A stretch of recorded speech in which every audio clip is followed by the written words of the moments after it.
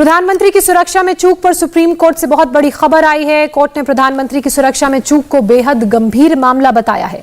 अदालत ने इसकी जांच के लिए रिटायर्ड जज की अगुवाई में कमेटी भी बनाई है जो जल्द से जल्द रिपोर्ट सौंपेगी। इसके बाद सुप्रीम कोर्ट कार्रवाई का ऑर्डर पास करेगा।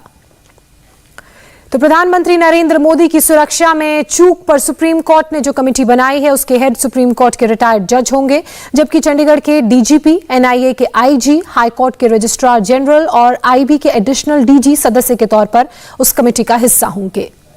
सुप्रीम कोर्ट में आज की सुनवाई में पंजाब सरकार की तरफ से एडवोकेट जनरल और केंद्र की तरफ से सॉलिसिटर जनरल ने बहस की। केंद्र की तरफ से सॉलिसिटर जनरल ने पीएम की सुरक्षा में चूक को रेयरेस्ट ऑफ रेयर केस बताया, तो पंजाब की तरफ से कहा गया कि केंद्र ने उसे पहले ही दोषी मान लिया है।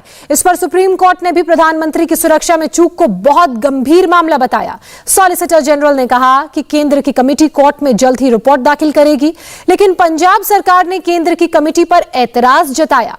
इस पर सुप्रीम कोर्ट के रिटायर्ड जज की अगुवाई में जांच कमेटी बनाने का फैसला कोर्ट की तरफ से सुनाया गया।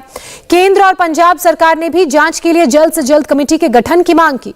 इस पर कोर्ट ने कहा कि जांच रिपोर्ट मिलते ही वो केंद्र और राज्य को कार्रवाई का ऑर्डर देंगे।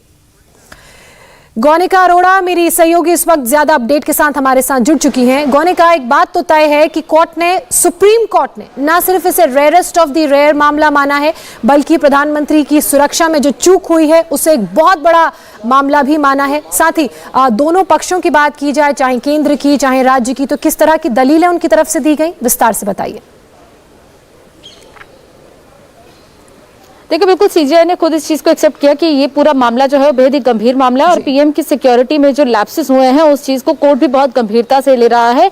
और इसीलिए जो मांग की गई थी पंजाब सरकार की तरफ से कि इस मामले में एक इंडिपेंडेंट कमेटी बनाई जाए जो इस पूरे मामले की जांच करे, क्योंकि जो कमेटी एमएचए की तरफ से बनी थी उस पर पंजाब सरकार के अटॉर्नी जनरल ने एतराज जताया है कि उस कमेटी में सभी ऐसे लोग हैं जो एमएचए से जुड़े हुए हैं, जिनके सामने वो अगर अपना पेश भी होंगे तो वो अपना पक्ष नहीं रख पाएंगे और उनकी सुनवाई नहीं होगी। साथ ही साथ जो पंजाब सरकार ने कमेटी बनाई थी उस पर सॉलिसिटर जनरल ने सवाल उठाए थे कि उस कमेटी के जो अध्यक्ष हैं, जिनकी अध्यक्षता में ये जांच हो रही है, उन पर ही कई तरीके के पहले आरोप लग चुके हैं। ऐसे में उस कमेटी के हाथ में ये जांच नहीं सौंपनी चाहिए और इसलिए एनआईए जांच की मांग की गई थी केंद्र सरकार की तरफ से। लेकिन अब कोर्ट ने एक बीच का रास्ता निकालते हुए एक कमेटी सेटअप कर दी है। वो कमेटी की अध्यक्षता सुप्रीम कोर्ट के एक रिटायर्ड जज करेंगे, जिसमें डीजीपी चंडीगढ़ जिन्हें पहले नोडल ऑफिसर बनाया गया था, इसके अलावा एनआईए के आईजी जिन्हें नोडल ऑफिसर बनाया गया था, ये अब इस कमेटी का हिस्सा होंगे। इसके अलावा और भी कई मेंबर्स होंगे इस कमेटी में जो कि इस पूरे मामले की पार्शियल तरीके से बिल्कुल बिना पार्शियलिटी के जांच कर पाएंगे और इसीलिए कोर्ट ने कमेटी सेटअप की है। और कोर्ट ने यह भी कहा है कि कमेटी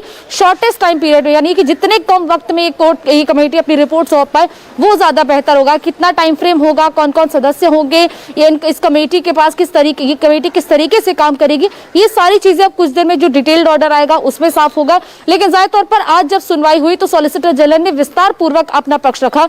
उसमें उन्होंने कहा कि जो ब्लू बुक है जिसमें कि एसपीजी एक्ट के तहत सारी चीजें बताई गई हैं, उसमें यह खास तौर पर बताया गया कि एसपीजी जो है वो पीएम की प्रॉक्सिमेट सिक्योरिटी यानी कि बिल्कुल इंटरमीडिएट सिक्योरिटी देखती है। वहीं उस पीएम की जो सिक्योरिटी का आउटसाइड घेरा होता है वो स्टेट पुलिस देखती है और स्टेट पुलिस जब तक क्लियरेंस नहीं देती, स्टेट के डीजीपी जब तक क्लियरेंस नहीं देते, तब तक वो काफिला पीएम का आगे नहीं बढ़ता है। और पंजाब में यही हुआ कि डीजीपी की तरफ से क्लियरेंस दिया गया, उसके बाद ही पीएम का कैवलकेड फिर भटिंडा से फिरोजपुर की तरफ बढ़ा। साथ ही साथ ये भी बताया गया कि जिस तरीके से पंजाब के मुख्यमंत्री और तमाम कांग्रेस लीडर्स ने ये सवाल उठाए थे कि आखिर कुछ देर पहले रूट क्यों बदला गया, क्यों पीएम चॉपर की बजाय बाय रोड आए, और इसकी जो जानकारी है वो पंजाब सरकार को और पंजाब पुलिस को कुछ देर पहले दी गई। लेकिन उस पर भी सॉलिसिटर जनरल ने कहा कि ये जानकारी बिल्कुल पहले दी जा चुकी थी। रिपोर्ट का इंतजार रहेगा जो कोर्ट की तरफ से कुछ ही देर में जारी होगी, जिसमें ये क्लियर होगा कि कमेटी का सदस्य कौन कौन होगा, साथ ही कितने दिन के अंदर इस कमेटी को अपनी रिपोर्ट कोर्ट को सौंपनी होगी। बहुत शुक्रिया आपका तमाम जानकारी के लिए। India TV